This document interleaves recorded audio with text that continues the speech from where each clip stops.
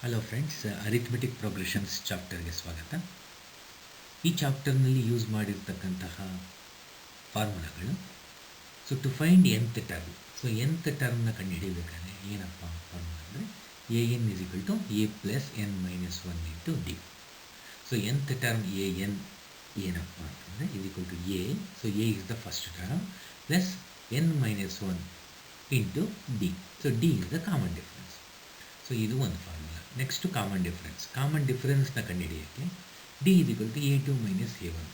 So A two minus A one ಏನಂದರೆ ಅಲ್ಲ, ಆ ಸೀಕ್ವೆನ್ಸಲ್ಲಿ ಇರ್ತಕ್ಕಂಥ ಯಾವುದೇ ಒಂದು ನಂಬರು ಮತ್ತು ಅದರ ಹಿಂದಿನ ನಂಬರ್, ಸೊ ಅವೆರಡು ನಂಬರ್ಸ್ನ ಡಿಡಕ್ಟ್ ಮಾಡಿದ್ರೆ you will get D. So A two is equal to A one plus D. So ಅದೇ ಥರ A three is equal to A two plus D, A four is equal to A three plus D and so on. So let's look at the question. First question: in which of the following situations does the list of numbers involved make as arithmetic progression and why? So ಇವ್ರೇನು ಹೇಳ್ತಾರೆ, ಇಲ್ಲಿ 4 situation ಕೊಟ್ಟಿದ್ದಾರೆ. ಈ ಸಿಚುವೇಷನಲ್ಲಿ ಅದು arithmetic ಪ್ರೋಗ್ರೆಷನ್ನ ಮಾಡುತ್ತಾ, the sequence of numbers that you get, ಅದು arithmetic progression ಆಗುತ್ತಾ, ಹಾಗಾದರೆ ಯಾಕೆ, ಆಗದಿದ್ದರೆ ಇಲ್ಲ ಅಂತ ಒಂದು ರೀಸನ್. ಸೊ ಮೊದಲನೇದು ನೋಡೋಣ. The taxi fare after each kilometer, when the fare is rupees 15 for the first kilometer and rupees 8 for each additional kilometer. So ಒಂದು ಟ್ಯಾಕ್ಸಿನಲ್ಲಿ ನೀವು ಹೋಗ್ತಿರ್ತೀರ ಅಂತ ಇಟ್ಕೊಳ್ಳೋಣ. ಸೊ ಮೊದಲನೇ ಕಿಲೋಮೀಟ್ರಿಗೆ 15 ರೂಪಾಯಿ ಕೊಡಬೇಕು, ಅದಾದಮೇಲೆ ಪರ್ ಕಿಲೋಮೀಟ್ರಿಗೆ 8 ರೂಪೀಸ್ ಕೊಡ್ತಾ ಇರಬೇಕು. ಸೊ ಇದು ಸಿಚುವೇಶನ್. ಸೊ ಇದನ್ನು ಅನಲೈಸ್ ಮಾಡಿ. ಸೊ ಫಸ್ಟ್ ಕಿಲೋಮೀಟ್ರಿಗೆ 15 rupees. Okay, taxi fair for first kilometre is 15. Taxi fair for first and second kilometre ಏನಾಗುತ್ತೆ ಅಂದರೆ, ಫಸ್ಟ್ ಕಿಲೋಮೀಟ್ರಿಗೆ 15 ಕೊಟ್ಟಿರ್ತೀವಿ, ಸೆಕೆಂಡ್ಗೆ ಎಕ್ಸ್ಟ್ರಾ 8 ಕೊಡಬೇಕು. ಸೊ 15 ಪ್ಲಸ್ 8 23 ರೂಪೀಸ್ ಆಯಿತು. ಸೊ 2 ಕಿಲೋಮೀಟರ್ಸ್ಗೆ 23 ರೂಪೀಸ್ ಆಯಿತು. 3 ಕಿಲೋಮೀಟರ್ಸ್ ಹೋದರೆ 2 ಕಿಲೋಮೀಟ್ರಿಗೆ 23 ಪ್ಲಸ್ 8, ಈಚ್ ಅಡಿಷ್ನಲ್ ಕಿಲೋಮೀಟ್ರಿಗೆ 88 ರೂಪೀಸ್ ಕೊಡೋದ್ರಿಂದ ಸೊ 23 ಪ್ಲಸ್ 8 31. ಅದೇ ಥರ first second third and fourth, so 4 kilometre ಹೋದರೆ ನಾವು, ಸೊ 31 ಪ್ಲಸ್ 8, 31 ಏನು, 3 ಕಿಲೋಮೀಟರ್ಸ್ 31 ಪ್ಲಸ್ 8 39. ಸೊ ಈ ಥರ ಇದೆ, 15 23 31 39. This is what we get. Blue ಕಲರಲ್ಲಿ ಇರ್ತಕ್ಕಂಥದ್ದು is what we got as the sequence. So ಇದು ನಮ್ಮ ಟ್ಯಾಕ್ಸಿ ಫೇರ್ದು ಸೀಕ್ವೆನ್ಸ್. ಈ ಸೀಕ್ವೆನ್ಸಿಂದ ಏನು ಪ್ರಯೋಜನ, ಇದಾಗುತ್ತಾ ಇಲ್ಲ ಅಂತ ನೋಡೋಣ. The resulting costs are 15 23 31 39. So here the first term is 15. ಯಾವುದೇ ಸೀಕ್ವೆನ್ಸಲ್ಲಿ ಫಸ್ಟ್ ಟರ್ಮ್ಗೆ 15 ಇಸ್ ದ ಫಸ್ಟ್ ಟರ್ಮ್. ಈ ಸೀಕ್ವೆನ್ಸಲ್ಲಿ 15 is the first term. So A is equal to 15 ಆಯಿತು. Difference between each subsequent terms are, so 23 minus 15 ನೋಡಿ 8 ಇದೆ, 31 minus 23 ನೋಡಿ 8 ಇದೆ, 39 ಮೈನಸ್ 31 ನೋಡಿ 8 ಇದೆ. So the common difference between the subsequent numbers is constant. Since the common difference between the subsequent numbers is constant, it marks an arithmetic progression. So it is an arithmetic progression. So this situation is the amount of air present in a cylinder when a vacuum pump removes 1/4 of the air remaining in a cylinder at a time. So ಇಲ್ಲೇನು ಹೇಳ್ತಾರೆ, ಒಂದು cylinder ಇದೆ, ಆ ಸಿಲಿಂಡರಲ್ಲಿ ಎಷ್ಟೋ ಒಂದು air ಇರುತ್ತೆ. ಒಂದು ಸತಿ ಒಂದು ಸ್ಟ್ರೋಕ್ ಹೊಡೆದ್ರೆ ಈ vacuum pump, so it removes 1/4 of the air in the cylinder. So ಆ ಏರಲ್ಲಿ, ಆ ಸಿಲಿಂಡ್ರಲ್ಲಿ ಏನಿರುತ್ತೋ ಆ ವಾಲ್ಯೂಮಲ್ಲಿ 1/4 ವಾಲ್ಯೂಮ್ನ ಆಚೆಗಾಗುತ್ತೆ. So this is what it is doing. Okay, let's solve it by assuming that there is 1 litre of air in the cylinder. So 1 litre ಇದೆ ಅದರಲ್ಲಿ ಅಂತ ಅನ್ಕೊಳ್ಳೋಣ. So for the first stroke ಏನಾಗುತ್ತೆ, it removes 1/4 litre. So 1 minus 1/4 which is 3/4 will remain. So first ಸ್ಟ್ರೋಕಲ್ಲಿ ಏನಾಗ್ತಾ ಇದೆ, 1/4 of 1 litre, so which is 1/4 air goes out. So remaining air ಎಷ್ಟು ಅಂದರೆ 1 minus 1/4 ವಿಚ್ ಈಸ್ 3/4. ಸೆಕೆಂಡ್ ಸ್ಟ್ರೋಕಲ್ಲಿ in the second stroke 1/4 of 3/4. So 3/4 is what is remaining. So ಅಲ್ಲಿ ಇದ್ದಿದ್ದು 3/4 ಇತ್ತು, ಅದರಲ್ಲಿ 1/4 ಆಫ್ 3/4 ಅಂದರೆ 3/16. ಸೊ ಇದು ಈ 3/16 ಆಚೆಗೋಗ ಏರ್. ಉಳಿದಿದ್ದೆಷ್ಟು, ಸೊ ಮೊದಲಿದ್ದಿದ್ದು 3/4 ಮೈನಸ್ 3/16 ಆಚೆಗೆ ಹೋಗಿತ್ತು, ಸೊ 9/16 ಉಳಿತು. ಥರ್ಡ್ ಸ್ಟ್ರೋಕ್ ಹೋಗೋಣ. ಥರ್ಡ್ ಸ್ಟ್ರೋಕಲ್ಲಿ 1/4 of 9/16 which is 9/64. So 9 by 16 minus 9 by 64 is 27 by 64. So ಲಾಸ್ಟಲ್ಲಿ ಎಷ್ಟಿದೆ ಥರ್ಡ್ ಸ್ಟ್ರೋಕಲ್ಲಿ 27 by 64. ಸೊ ಇವಾಗ ನಮ್ಮ ಸೀಕ್ವೆನ್ಸ್ ಏನಾಗುತ್ತೆ? ಸೊ ಮೊದಲು ಎಷ್ಟಿತ್ತು? 3/4, ಆಮೇಲೆ 9/16, ಆಮೇಲೆ 27 by 64.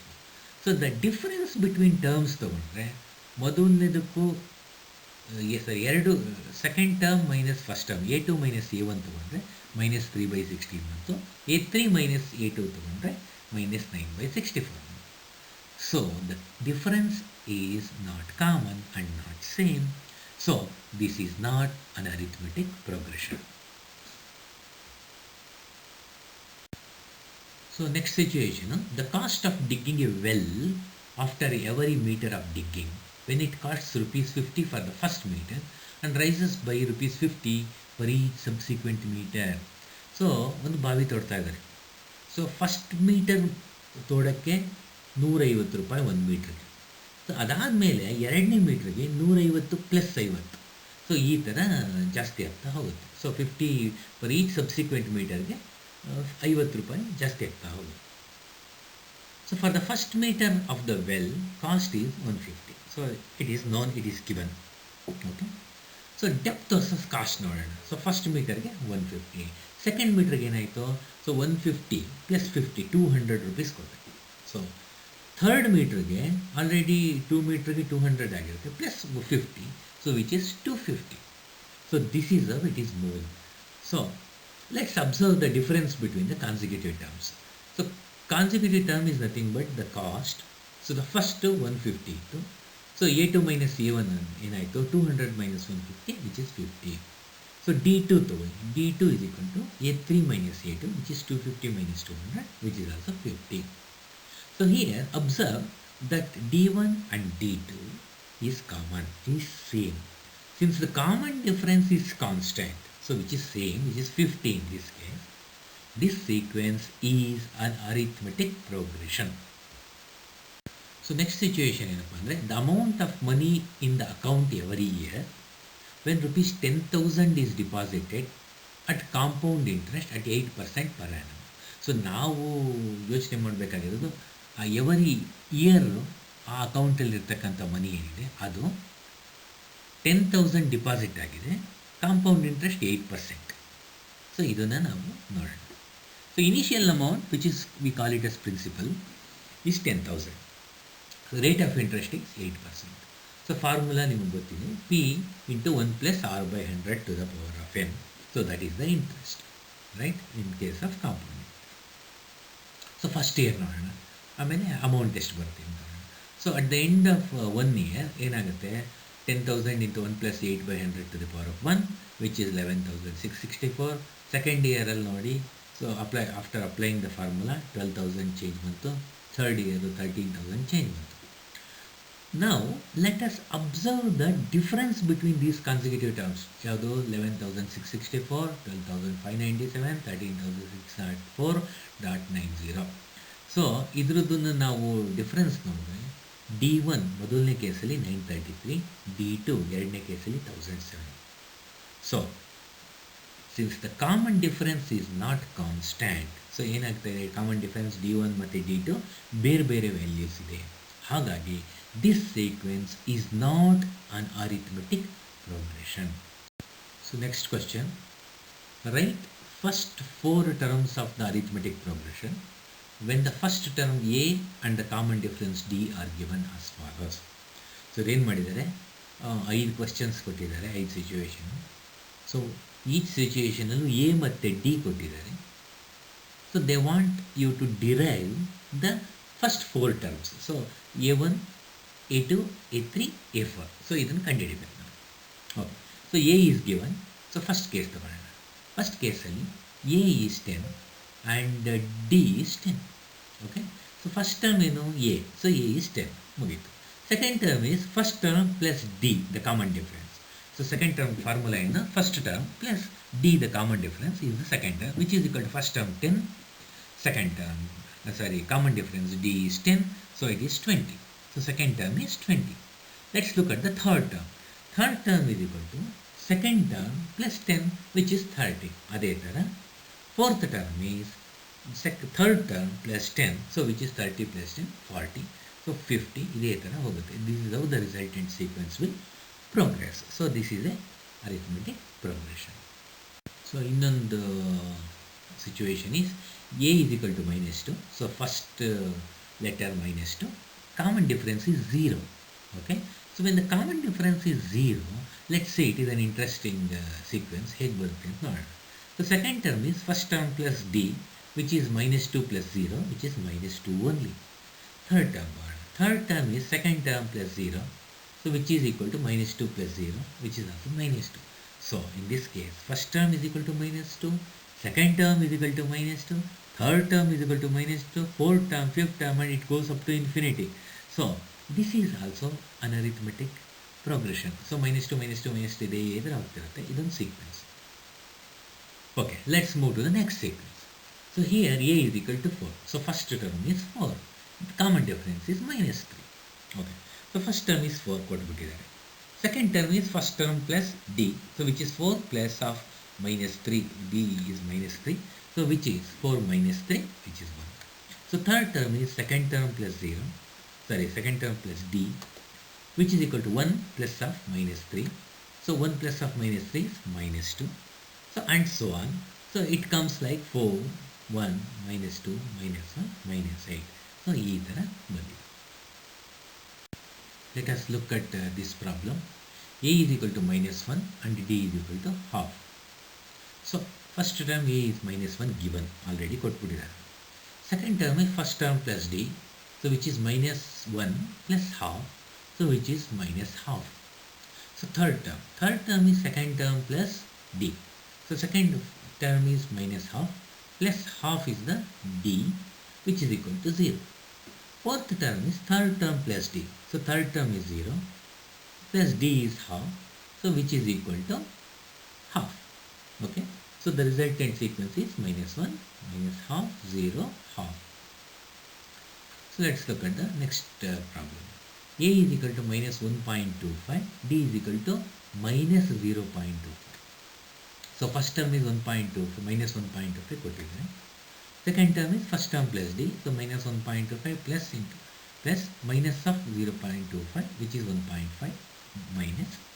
So third term is second term, which is minus 1.5 plus minus 2.5, minus 0.25, so which is minus 1.75.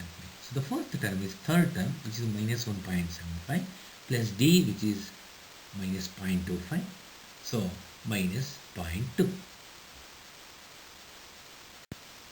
Okay. For the following APs, write the first term and the common difference. So ಈ question ಬೇರೆ. So ಇಲ್ಲೇನು ಮಾಡಿದ್ದಾರೆ, sequence ಕೊಟ್ಬಿಟ್ಟಿದ್ದಾರೆ, arithmetic progression ಕೊಟ್ಬಿಟ್ಟಿದ್ದಾರೆ. So ಇದು arithmetic progression guaranteed ಅವ್ರ ಪ್ರಕಾರ ಕೊಟ್ಟಿದ್ದಾರೆ, ಕರೆಕ್ಟಾಗಿದೆ ಅಂತ ಹೇಳಿ ಕೊಟ್ಟಿದ್ದಾರೆ. ಸೊ ನಾವೇನು ಕಂಡುಹಿಡಿಬೇಕು, ಸೊ ಇದರಲ್ಲಿ ಫಸ್ಟ್ ಟರ್ಮ್ ಮತ್ತು ಕಾಮನ್ ಡಿಫ್ರೆನ್ಸ್ನ ಕಂಡುಹಿಡಿಬೇಕು. So look at this 3, 1, minus 1, minus 3. So 3, 1, minus 1, minus 3 ತಗೊಂಡ್ರೆ ಇಲ್ಲಿ ಫಸ್ಟ್ನೇ term is 3. So which is easy, just by seeing you can say a is equal to 3. So the first term is 3. d ಹೇಗೆ ಕಂಡುಹಿಡಿಯೋದು, d is equal to t2 minus t1 ಅಥವಾ a2 minus a1. t ಅಂದರೆ term. So a2 minus a1 ಹಾಕಿದಾಗ ನಾವು, so a2 is 1, a1 is 3. So a2 minus a1 is 1 minus 3, which is minus 2. So here that common difference formula is a2 minus a1. So ಅದನ್ನು use ಮಾಡ್ತೀವಿ, ಅಥವಾ t2 minus t1, term 2 minus term 1. Okay, so we got minus 2 as the common difference for the first one. So let's look at the second progression. Minus 5, minus 1, 3, 7. So ಇಲ್ಲಿ minus 5 is the first term. So as usual, d is equal to t2 minus t1, so which is minus 1, minus of minus 5, so which is plus 4. So that is the common difference. Look at the third one. So 1 by 3, 5 by 3, 9 by 3, 13 by 3. So this is the sequence. A sequentially, no doubt a is equal to 1 by 3. D is equal to t2 minus t1, so which is 5 by 3 minus 1 by 3, so which is equal to 4 by 3. Okay, so the last one. So the last one is like this: 0.6, 1.7, 2.8, 3.9. No doubt the first A is 0.6. So D is equal to T2 minus T1, which is 1.7 minus 0.6, which is 1.1. So the common difference is 1.1 in this case. So next question is, which of the following are APs? So ಇಲ್ಲಿ list of 15 ಏನು ಕೊಟ್ಟಿದ್ದಾರೆ ಇಲ್ಲಿ ಸಮ್ಗಳು. So ಈ ಪ್ರಾಬ್ಲಮ್ಸಲ್ಲಿ ಯಾವುದು A P, ಯಾವುದು arithmetic progression ಅಂತ ನಾವು ಹೇಳಬೇಕು. If they form an A P by any chance ಅದು ಎ ಪಿ ಆಗಿದ್ದರೆ, find the common difference D and write 3 more terms. So common difference D ಕಂಡುಹಿಡಿದು ಇನ್ನೂ 3 ಟರ್ಮ್ಸ್ನ ಬರೀರಿ ಅಂತ ಹೇಳ್ತಾರೆ. So let's see how to proceed with this. So to answer this question, ಈ table ನೋಡಿ, ಈ ಟೇಬಲಲ್ಲಿ ಸೊ ರೆಡ್ ಕಲರಲ್ಲಿರೋದೆಲ್ಲ ಪ್ರಾಬ್ಲಮ್ಸ್. ಸೊ ಇವೆಲ್ಲ ಸೀರೀಸ್, ಅವ್ರು ಕೊಟ್ಟಿರೋ ಸೀಕ್ವೆನ್ಸು ಹಾಗೆ ಇದೆ. ಸೊ ಅದು ಅರಿಥ್ಮೆಟಿಕ್ ಪ್ರೋಗ್ರೆಷನ್ ಹೌದಾ ಅಲ್ವಾ ಅಂತ ನಾವು ಹೇಳಿ. ಸೊ ಅದನ್ನು ಹೇಳೋಕ್ಕೆ ನಾವೇನು ಮಾಡೋಣ ಅಂದರೆ, first we will find the difference between subsequent numbers. So A2 minus A1 ಒಂದು ಕಂಡುಹಿಡಿಯೋಣ. ಸೊ ಆ ಡಿ ಸಿಗುತ್ತೆ. ಇನ್ನೊಂದು D is A3 minus A2. So ಇವೆರಡು ಕಂಡುಹಿಡಿದಾಗ if they are same, that means it is an arithmetic progression. So ಆವಾಗ ಇದು same ಇದೆ, ಹಾಗಾಗಿ ಇದು ಅರಿಥ್ಮೆಟಿಕ್ ಪ್ರೋಗ್ರೆಷನ್ ಅಂತ ಹೇಳಿಬಿಟ್ಟು ನಮಗೆ ಡಿ ಸಿಕ್ಕಿರುತ್ತೆ. ಆ ಡಿಯಿಂದ ಸಬ್ಸಿಕ್ವೆಂಟ್ ನಂಬರ್ಸ್ ಇನ್ನೂ ಒಂದು 3 ಕಂಡುಹಿಡೀರಿ ಅಂತ ಹೇಳಿದ್ದಾರೆ. ಸೊ ಅದನ್ನು ಕಂಡುಹಿಡಿಬೋದು. I think you understood. But ಅದು ಸೇಮ್ ಇಲ್ಲ ಅಂದರೆ, so we have to say d is not constant and hence it is not an arithmetic progression. So is this an A P ನ ಕಡೆ ನೋ ಎಸ್ ಅಂತ ಹಾಕಿದ್ದೀನಿ. Logic is simple. So d same ಇದ್ದರೆ among the second column and the third column, so d same ಇದ್ದರೆ you have to call it as arithmetic progression, S ಅಂತ ಹೇಳಬೇಕು. ಆಮೇಲೆ ಆ ಡಿನ ಯೂಸ್ ಮಾಡ್ಕೊಂಡು find the other numbers in the same sequence. So that's how it goes. So I think this doesn't need much explanation. Just see this, observe this, and if there is any problem, put it in the comments section, so I will address that issue. I think this doesn't need more explanation. Okay, so you just observe this and see if there is any issue, put it in the comment section. I will address that issue. ಈ problems ಇದು ಒಂದು ಚಾಪ್ಟರ್ದು ಒಂದು exercise ಮುಗಿದಿದೆ. So next exercise next ವಿಡಿಯೋದಲ್ಲಿ. Thank you.